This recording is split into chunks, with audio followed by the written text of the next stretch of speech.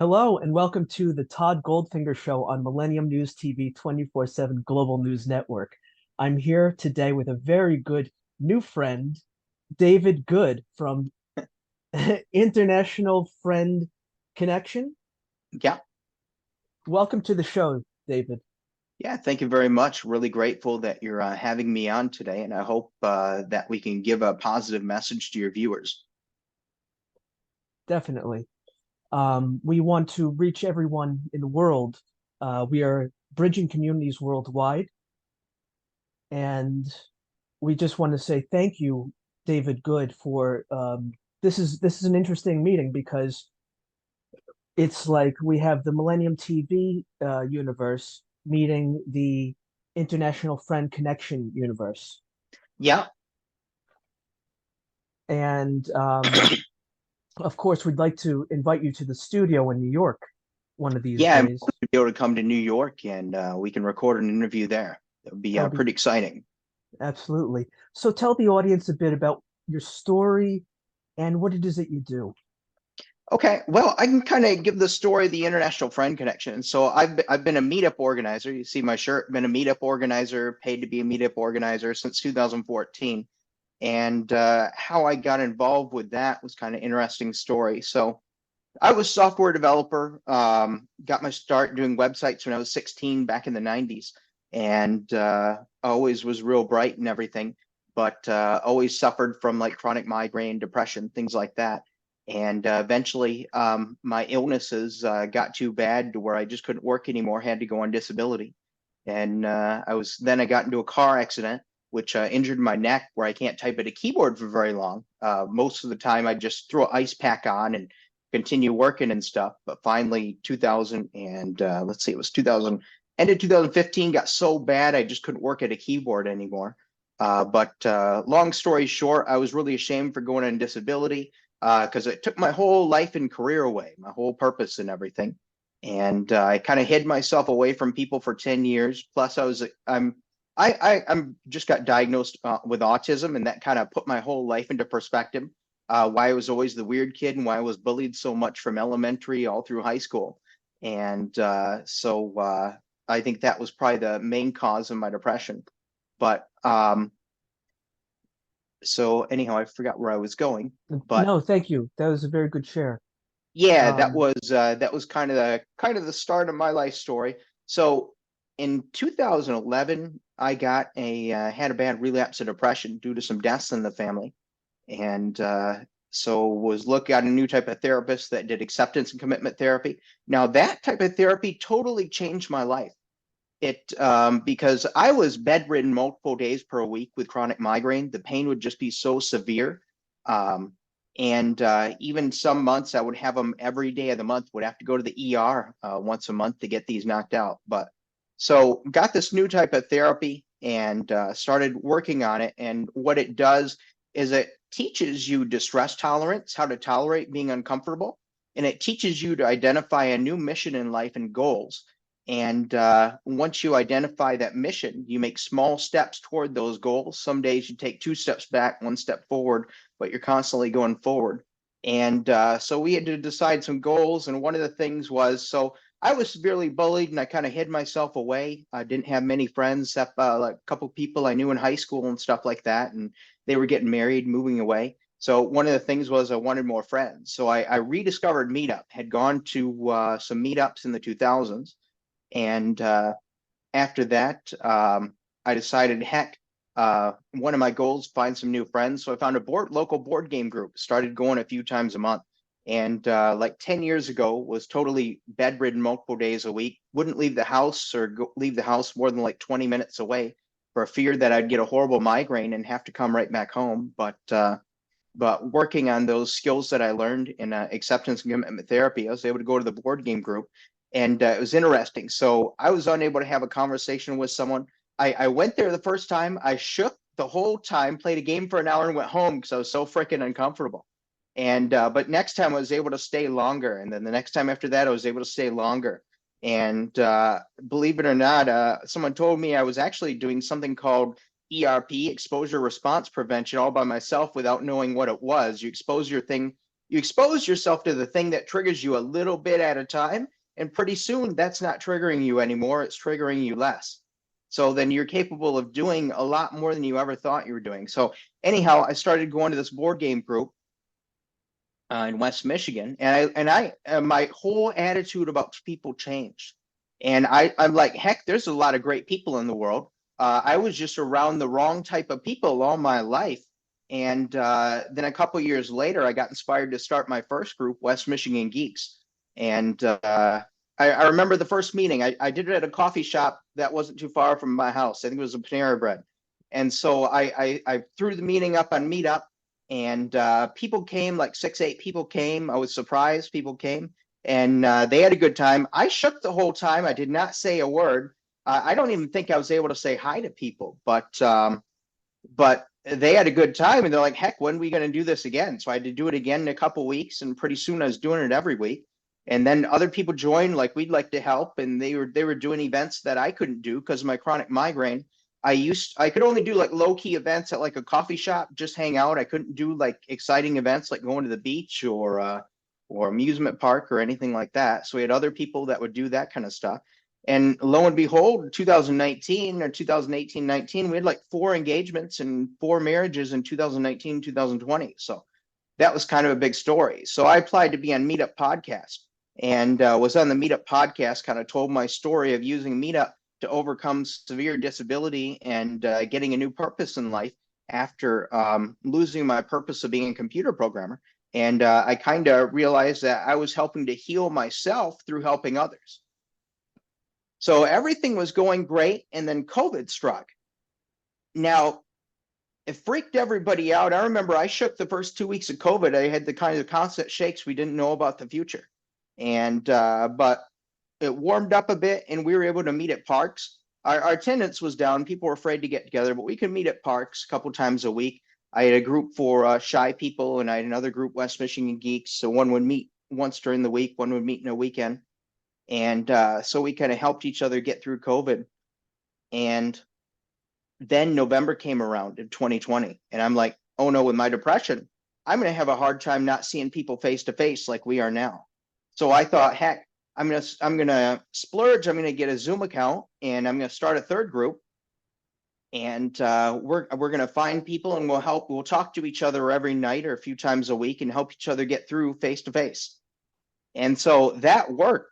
And I started getting emails from people saying, you know what? We were locked in our apartments in like Sydney, Australia, and like New York and cities all over the world. We're all alone. And thanks to your meetings, a lot of people said they're still alive right now because they're like, we were on our last ropes. We didn't know if we could get through this COVID lockdown. And so that kind of amazed me. And then so things started warming up. We renamed our organization International Friend Connection to kind of pivot to be a place where you can meet people from all over the world. And then I had the idea of opening up more groups in more cities on Meetup. And then the numbers exploded to like 80 to 100 people a night. One night we had like 80 simultaneous people and like 100 people in and out. And so that was really great, but I get more and more stories of how it was helping people. And so I kind of realized this is my new purpose, helping people connect all over the world. And I do some nights where I tell my story of how I overcame my severe disabilities and through helping others, and how I overcame my shyness and the anxiety I had being around people. And sometimes, Zach, like right now, I still have the shakes doing this interview, and but You're doing I'm great. able to do it anyways. That's what acceptance and commitment therapy taught me. It's like, yeah, you have pain, yeah, you have depression, but let's develop these distress tolerant skills. And if you build a discipline and the more you practice them, you're capable of things that you never even thought were possible. So my mission is in life is just to try to help us connect as many people as I can. And now we have 40 groups in cities worldwide, and we're going to open up more groups. And so International Friend Connection, now we're doing like multiple meetings per day for different time zones. I have hosts in like that come from Dubai. I have some hosts in Jersey, hosts in Amsterdam. Got people helping me like Rich in Jersey and Jacqueline in Amsterdam, and a new host that's been around for a while. Her name is Smoothie. She lives in Dubai. So just moved from New York to Dubai. So anyhow, last year, so what happened was my mom died, and we had lived together all our lives, kind of. So being disabled, I had to live with family because that disability income isn't high enough to live on your own. So my mom and I kind of took care of each other. My mom went through a divorce, and she was kind of never the same after that. So it was kind of my job to give up my part. I kind of gave up 20 years, took care of my mom because someone had to take care of my mom. So that was kind of my duty. But so last year in March, she died rather suddenly. Went in a hospital and died of pneumonia. Not COVID. I gave up my social life and stayed home during COVID so that she would not get sick, and she never got COVID. But yeah, she died in pneumonia, and hardest time in my life. And I told this story um, in front of audience, a couple hundred people at the Meetup 20th anniversary. But so what happened was I threw like about 16 people from my local groups in a chat, and I said, heck, I never asked you for anything before, but I can't be alone right now. And I had so many friends that for the first 6 weeks, people were coming over every night to keep me company. And that was great. And I had one friend that would stay weekends with me from Kalamazoo. Her name was Liz, and I'm really eternally grateful to that. And I'm grateful to Meetup for helping change my life and helping me make so many friends. So last June, what I got an invite in the email from the CEO of Meetup, and he's like, "Heck, I'd like you to come to our 20th anniversary private party we're doing, and it's on a rooftop bar, view of Empire State Building." And I said, I don't know if I have the money to go, but I asked my family, and they're like, "Oh, you got to go. It's a once in a lifetime thing." And surprised me with, "Oh, you're going to be the only Meetup organizer in the world out of hundreds of thousands of organizers to give a speech." And so I gave a speech in front of hundreds of people when 10 years ago I had zero friends and was unable to have a conversation with someone. So That's a triumph. so there's tools out there that you can make a radical change. If you have disabilities, if you have like if you're neurodivergent, there's tools out there that you can use. Now I'm kind of fortunate because so I got diagnosed with autism. How it affects me is not as bad as some other people. I'd be what known would be Asperger's, like extremely intelligent. That's what all the teachers would always say. But very socially awkward. Like oh, it took me so long to figure out people. I just could not figure out people at all, and it's still frustrating. But I went from a place of being kind of an awful person and not liking people to just I love people so much now. There's so many good people in the world doing so many good things, and there's so much hope for the future. Thank you, David Good. You're definitely doing good. And Trying. thank absolutely God bless you. And we're so fortunate to have people like you on the show because what you're doing is so altruistic. And I know that for people like you're saying, like there might have been times of misery, Yeah. lots of lots of horror in that sense, emotionally.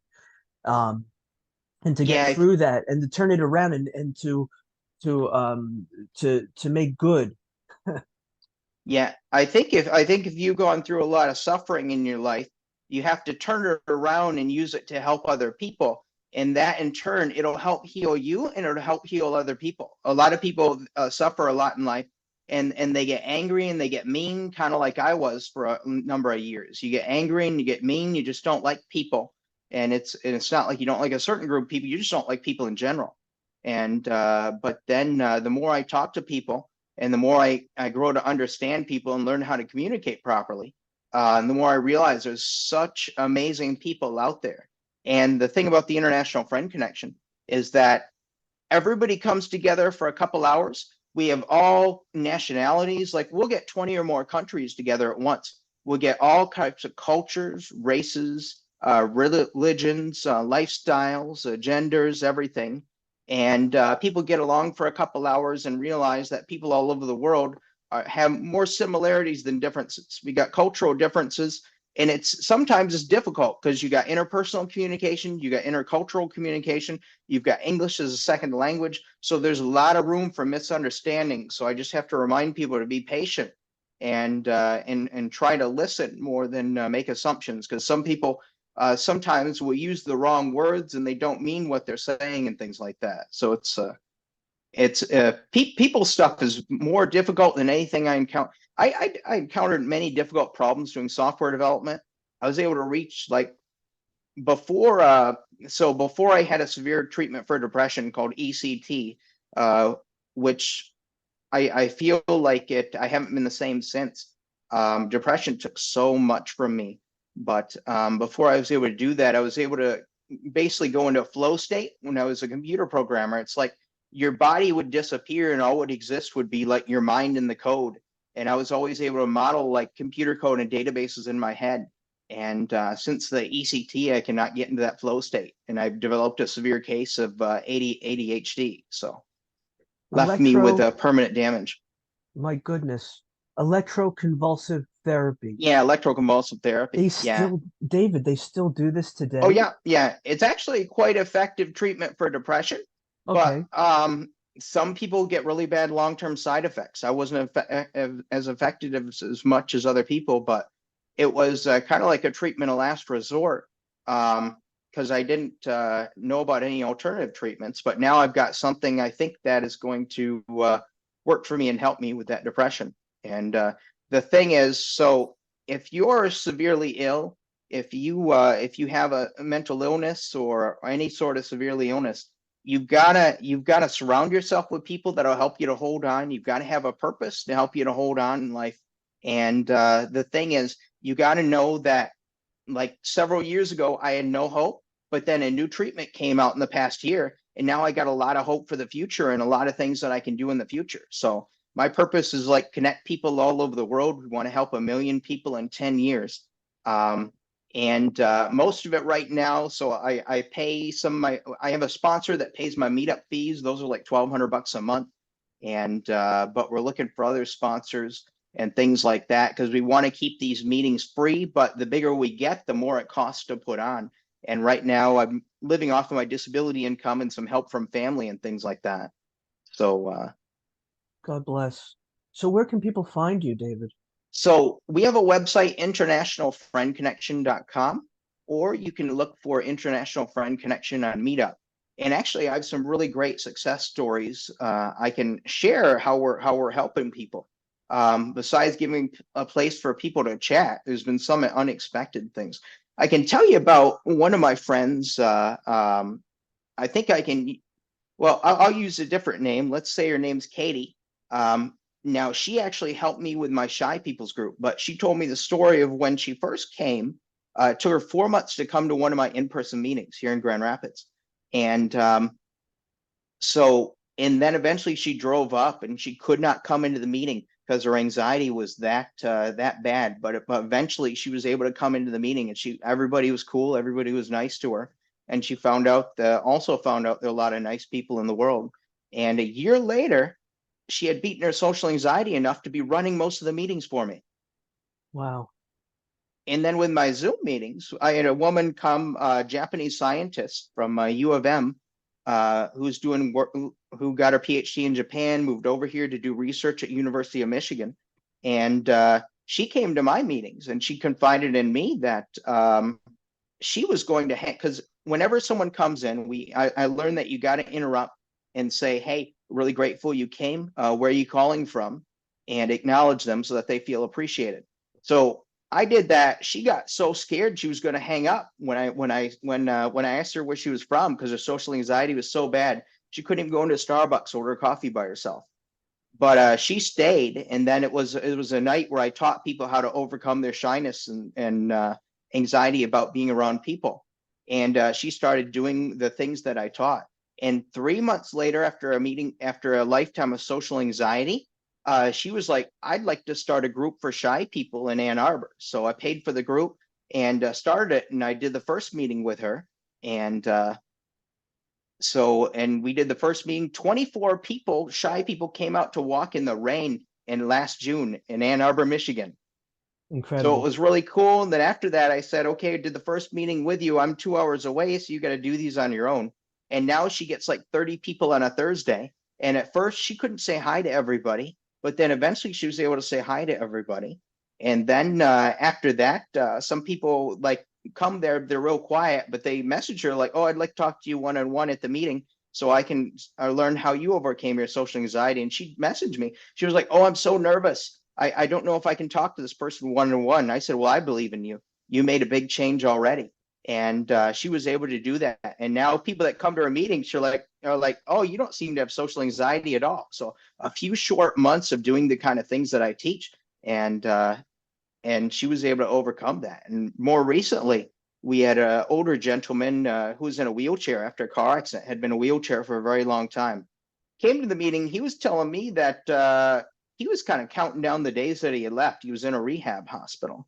And he's like, I don't have nothing to look forward to in life. So he came for about 4 or 5 months. And then he called in one night and he's like, hey, guess what? I'm walking again. You're a freaking genius. And this is all thanks to you. And I guess the community we gave him, the encouragement we gave him, inspired him to go back to physical therapy and really lean into it. And now he's walking again and going to the store. He hadn't been to the store for a couple of years. And now he's like, he used to be an author, authored 4 books, and used to be like a consultant and things like that. And he's like, I want to do something with my life. And I'm like, you got a long life ahead of you. And he's like, yes, I do. You're giving people so much hope. It's incredible what you're Yeah. doing, David. So anyone can join us. Just go to internationalfriendconnection.com and you'll join our main group, which is in New York City. You'll see all of our events on Meetup. Um, and we're adding new time zones all the time. Our goal eventually will be to keep the meetings open 24 hours a day for all the different time zones, but we need more people who want to host. Eventually, I'd like to be able to find a way to generate some revenue so that we can grow big and get investors and grow really big and help all kind of people. I mean, heck, goal is to help 1 million people in 10 years or help connect 1 million people in 10 years. And we kind of need help doing that with sponsors. And I'd like to I'd like to always keep some sort of free meetings, but that's kind of the goal. Sounds very good. Very, very good. And yeah, like we were saying before, like we'd love to have you in the studio one day and maybe even to do a we were talking about doing a docu-series, Yeah, that'd be really cool. about the Millennium TV. And we're looking for also everybody. We're at the same stage. We're looking for investors, we're looking for sponsors, we're looking for people who are Yeah. interested in what it is that we're doing. And Yeah, I hope I can help your TV station grow likewise, and likewise. that And you can spread our message too. And people got to remember that all over the world, we have a lot of differences and things are so divided, especially in this country today. But people got to remember we have more similarities than differences. And if you sit down, if people learn to put their egos aside and their fears aside, you can sit down and talk with anyone and find common ground. And the thing that separates people mostly is fear, is in the fear of the unknown. And one of the things I notice about people in power is that they don't want you to talk to the people that are different from you. They tell you what the people that are different from you are like, and they want you to believe it. But you actually talk to the people that are different from you, and you realize, oh, these people in power, they're telling all these lies about the people that are different from me. And the people that are different from me are we have more similarities than differences. that's right. That's right. You're really onto something, David. Good. Yeah.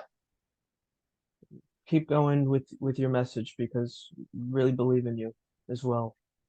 Yeah, long-term vision is so like I've never wanted to have kids, and so I need something to do with my life. And so my big cause is like social isolation and loneliness. It's a big problem for society. I think causes a lot of societal problems, causing division, because people don't get together in person and people don't talk with each other. I think internet culture has kind of contributed to it because I think we judge people too harshly and we judge people too quickly without getting to know them. And being anonymous on the internet lets people write all these horrible things that they would never say people face to face.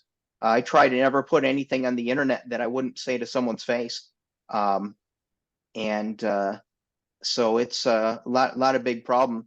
and I'm hoping to do my part. Meetup's trying to do their part. I'm friends with the CEO, David Siegel. A lot of good people at Meetup, like Gwen, one of the VPs, and Janine, and I know Alex and some other people. I talk with them once in a while, and a lot of good people, a lot of big companies.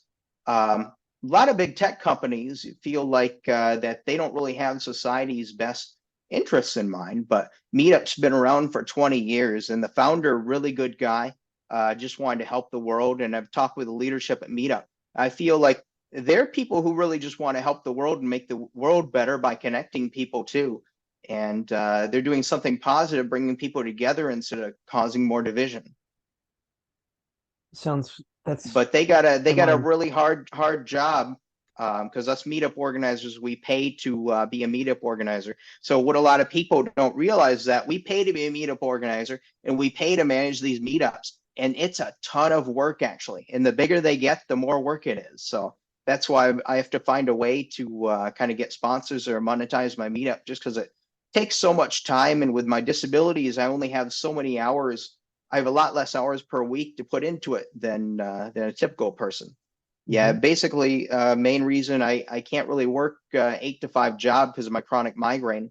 I never know when that's going to hit. It still affects me about 3 days a week, and I'd either have to go home or take time off of work or skip days of work. So it's rather unfortunate. But even if you have disabilities, you got to have some sort of purpose in life to keep you going.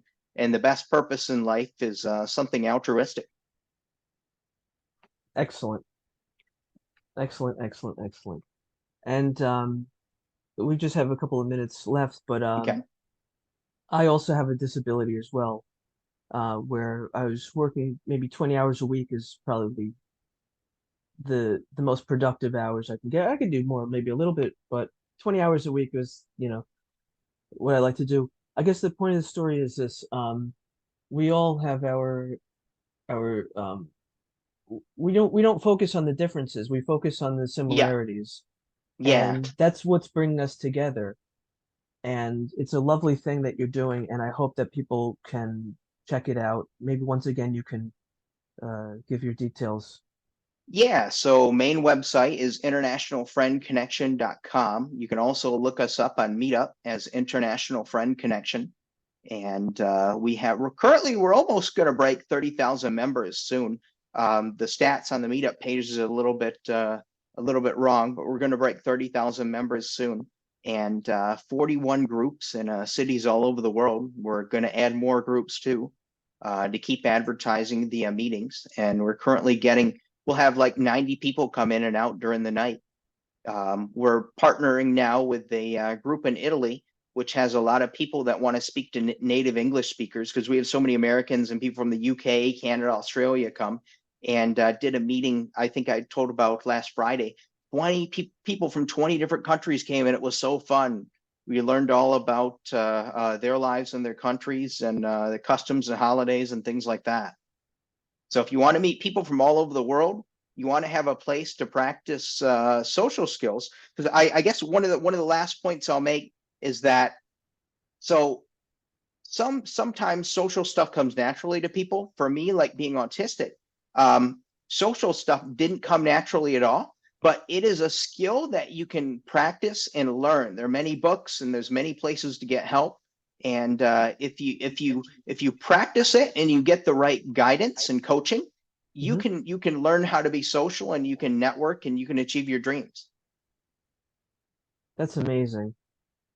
I hope that people watching um, can. I just had a technical difficulty with my camera, No problem. um, but I'm really glad that you came on the program, David Good. And is there anything else you'd like to tell the audience? Not really, just really grateful to Millennium TV 24, and grateful to you, Todd, for letting me come on and have this opportunity to spread the message. Thank you so Always much. looking for more opportunities to speak or spread the message. And anybody that's willing to help can go to our website and contact us, or contact us through our Meetup page. Hmm. Very good. Excellent. So thank you for watching the Todd Goldfinger show. and we'll see you next time on Millennium News TV 24. Thank you for watching. Thank you. Have a great day or night, wherever you are. Exactly. God bless.